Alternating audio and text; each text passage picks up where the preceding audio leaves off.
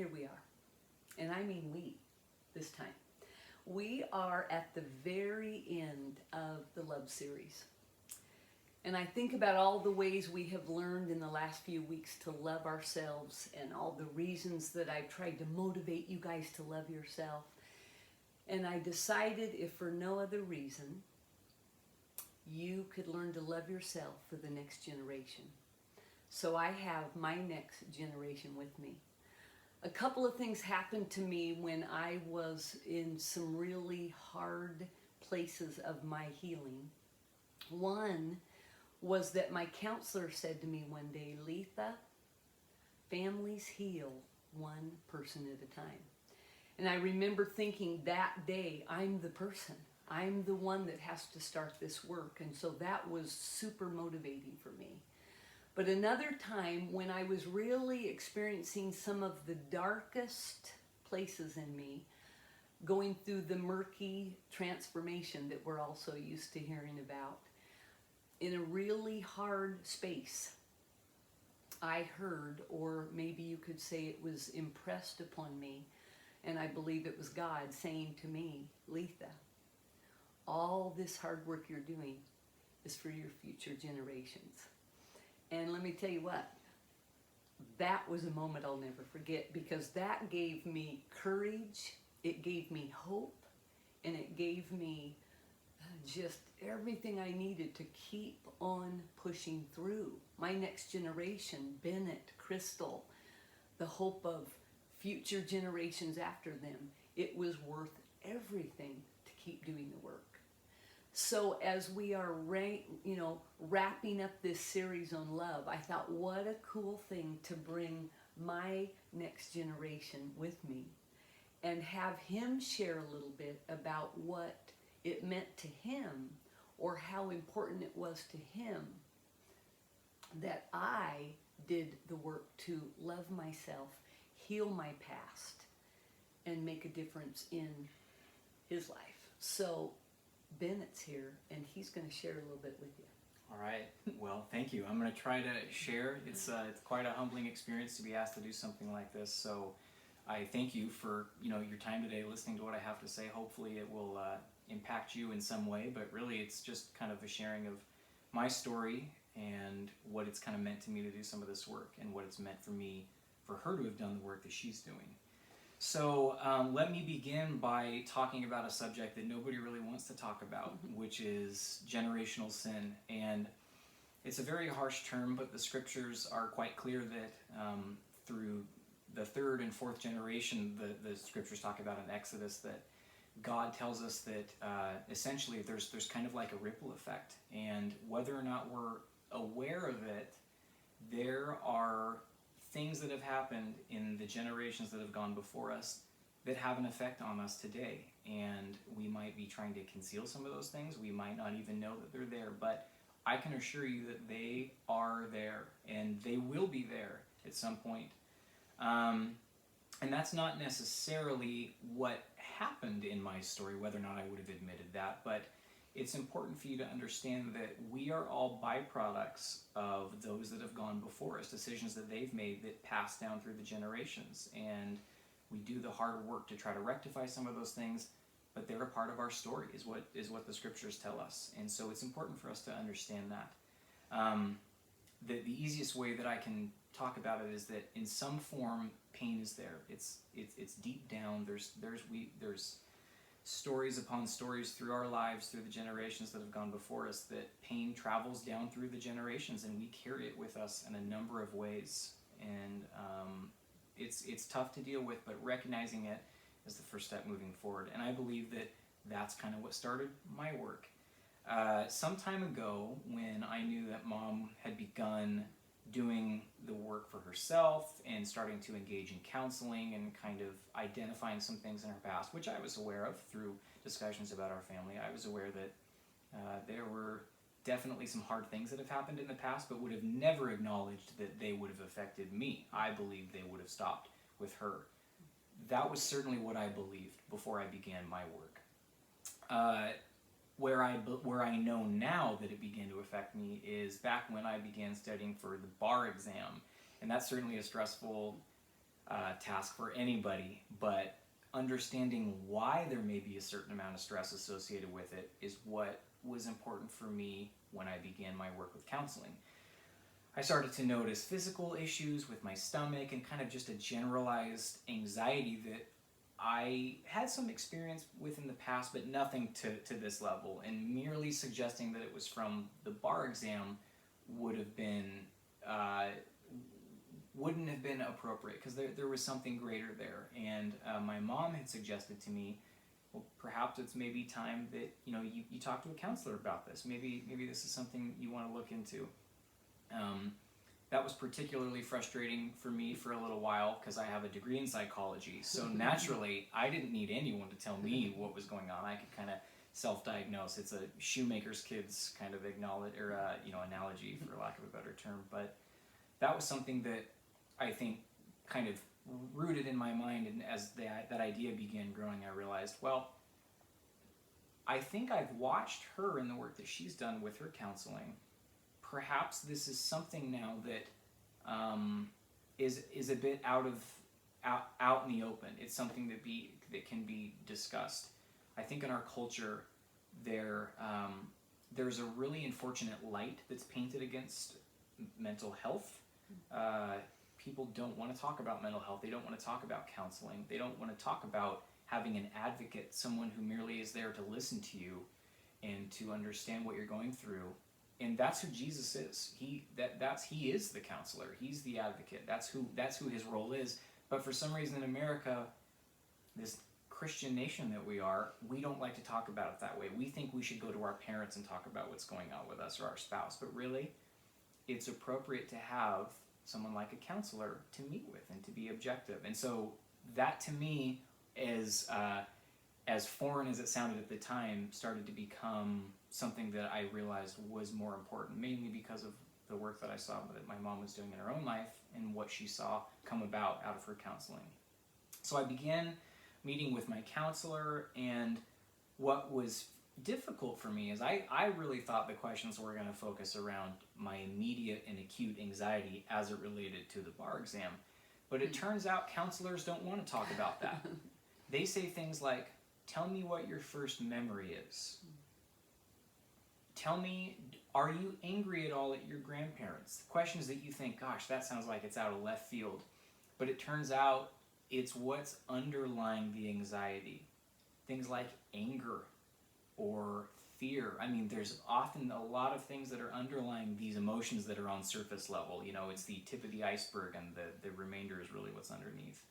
And so as that process began to take shape, it started to become more evident there is a familial aspect here, perhaps, of anxiety that might be rooted in something greater than just, gee, I hope I pass that test. Something rooted in what I believe is often a struggle with identity. That's the biggest struggle we have, and at the end of the day, we're struggling with who we are. So understanding that it was going to become about my story, and I was going to have to dig into what my identity was, that was kind of what I like to call a game changer. Because in the history of mankind, past, present, or future, we're the only us that will ever exist. She's the only her that will ever exist. I'm the only me that will ever exist. No one will ever have my story before, now, or after. So why would we possibly believe that our stories have to match anyone else's stories? It's impossible. But really, we believe that. We believe that because we're running from generational sin. We're running from pressure. We're running from what we think our parents should, or we should do for our parents. We're running from what our spouse thinks of us. We're constantly being bombarded by all these pressures, not realizing we have to be who we are, who God created us to be. And that's the generational sin aspect, which is unpacking what has become a part of our story is the way out. It's the way through. It's the way to understand what the healing journey begins like. So much of what my counseling wasn't just healing, it was learning how to heal. I'm still healing. It's an everyday process. But the work of understanding who you are and your identity is learning how to heal. And that often takes a long time because there's a lot to get through. It's murky, as we've talked about. You've probably heard transformation is murky. It's uncertain, which is why we don't do it. But pressing into that is what matters. And that's what I found as I began counseling. One of the themes that my counselor would talk about, and it was this recurring theme over and over again, is he would say to me, Bennett, and he was an older fella, Jesus-loving man, and he said, you know, Bennett, from 0 to 18 years of age, we need our parents' love. It's a need. And we would do needs and wants analysis. There's needs, which are the things that are non-negotiable. We must have them. Then there are wants. These are negotiable. And as we get older, the lines get blurred because of things like generational sin, things that have gone unresolved. And because of that, my counselor would say from 0 to 18, we need things from our parent. We need secure attachment. We need love. We need shelter. We need food. We need things so that we can become formed, proper formation. From 18 on, we don't need those things from our parents. We get to become ourselves. God has work for us to do. Jesus wants us to get busy and go do stuff. But what happens when things weren't resolved from 0 to 18? Big or small? What happens when you didn't get those needs met? You chase them for the rest of your life, not realizing you're chasing them. And that is the best example of generational sin. And so what he would say is, we get used to seeing it in this dynamic. Us, parents, God, meaning that parents are always kind of the intermediary, meaning they have this role of authority in our lives. And it's true, they do for some time. But when we hit 18, parents drop down. They're with us. They're always our parents, but we're sojourners with them. They're no longer our parents with roles of authority over us. That's not how it works anymore. They're with us. In God's kingdom, we're all under the authority of God. There's authority for this in the scriptures. I know some of you may be thinking, that's absurd. There's no way I could ever get to a place where my parents don't have authority over me. I'm not talking about disrespect. What I'm saying is that it's not a needs-based thing anymore. But how many of us can confidently say, oh, no, I don't need anything from my parents? When a parent says good job at age 30, at age 40, it feels good. We're searching for that. But that's because we're not doing the work of understanding we don't need anything. God's given us every single thing we need. That's what we have to say every single day. And so that is something to understand, whether you're 30, whether you're 50, whether you're 70, whether you are a kid or whether you have kids. Understanding that you have an identity and God's interested in you. Certainly you're a parent or you're a child. We have to be a family together, but God's interested in our individual stories. And the longer we keep ourselves wrapped up in other people's business, we will never take care of our business. And loving someone is not the same as dealing with someone else's business. And that's a hard distinction, and we have to work with that. That doesn't change overnight. Many of you are probably asking yourselves, what could you have possibly needed to go to counseling for? What possibly was underlying that you would have needed to see a counselor for other than stress? Sure, taking a test is stressful, but why could you have possibly needed a counselor? Maybe something like, wow, I've got this awesome mom and dad. They've done so well. Am I allowed to fail? Am I allowed to not pass the bar exam? Am I loved if I don't become a lawyer? Am I loved if I make a mistake? Have I ever made a mistake? Those are the questions that I started asking myself, realizing, boy, my whole life what I heard was, Bennett, you're perfect. Even, sorry to say, Mom, you were a perfect baby. You never cried. Parents can't do a perfect job. It's impossible because they're human beings. Human beings can never do a perfect job because they're not perfect. They're imperfect, messed up beings that God saw fit to have us partner with him to be in his kingdom. But he gets frustrated with us because we are imperfect. And part of the pressure to perform, to be perfect, I think put a lot of anxiety on me. And my parents would have never said, we expect you to be perfect, but they wouldn't have had to, because I would have perceived this family does not fail. Or things like my dad might have said to me, understate, overperform. Or another way that could be stated is, make sure you get recognized for your physical abilities. Now, a parent wouldn't think that. They'd think, I'm offering some humble advice to my child so they're not arrogant or narcissistic. But they might feel a lot of pressure to perform, because if they don't, who are they if they don't perform?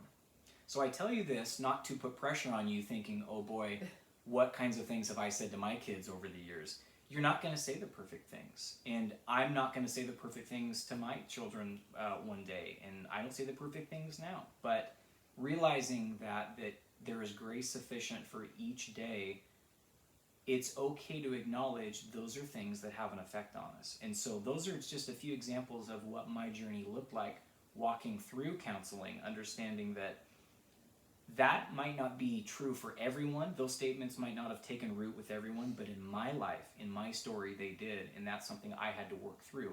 I'm coming out on the other side of it now after years, seeing things that I didn't see before, reliving childhood memories that I went, oh, I see that differently now as an adult. Obviously, we all do. But to encourage you, it's okay. You will look back on events knowing they look different now than they used to. But that's the step of doing the work for yourself and healing. And really what it comes down to is know thyself. Like God wants us to know ourselves and be known. And that's his heart for us, is to understand what all of that looks like in our journey so that we can begin the work of healing. Because that's an everyday job. It's going to take every single ounce of your might every day to wake up and continue healing. But until you recognize your story as yours, and your parents and your grandparents and your great-grandparents, until you recognize that their stories have worked their way into your story, you will never be able to seek out your own healing. And that's what I would encourage you to do. It's worth it. It's hard. But like many things in life that are hard, they're worth it at the end of the day. So, Wow. yeah. You know, Bennett, I think about how, when you're talking, how important it was a few years ago when I chose the word detach. And you guys have all heard me talk about detachment. This guy sitting right here next to me is one of the reasons that I pressed into that. Because as he said, there is no one like him but him. His assignment on this earth, his healing on this earth, his discovery of himself has nothing to do with me. So the further away I pulled, the more release that I gave him, the more letting go that I did, honestly was the closest I ever got to him when it comes to loving him. Because what it meant is I was trusting his life. I was trusting him to grow and heal and move into this life and become all he was intended to become, because I wasn't involved in it anymore. He was living out his assignment. So it's been a huge deal. And our family still works on it. You know, Barry and I have code words. I have to kick him under the table sometimes, because even though this guy is 30 years old, we are his parents. We love him. We want the best for him. We're just sure we have a better idea sometimes, right? But we have to remind ourselves that his assignment is his and his alone. And he will forge ahead and heal his life and his family's life and move forward in spite of us. So I just want to encourage you all, as I think about the next generation, how deeply profound it is that we continue to do the work. And like we both said, we're not even close to being done. We're going to work really, really hard so his children have a better start. And we'll screw up with that too, I'm sure. Yeah. Just positive of that. I'll probably be doing it right now. Maybe they'll watch this video someday. Yeah. But we just know that it's worth the work. It's worth the dark and murky transformation to get to the other side.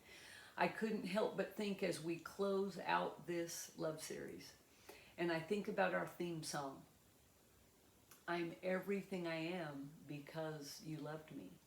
Wouldn't it be amazing if this next generation were able to look at the words of that song and say, wow, Mom, wow, Dad, I'm everything I am because you loved me enough to love and care and heal yourself. That's my hope. That's my desire for you, that you would see and understand that this next generation is depending on us to do the work, to heal the wounds, so that they too might be able to step into a future that is greater and brighter and better.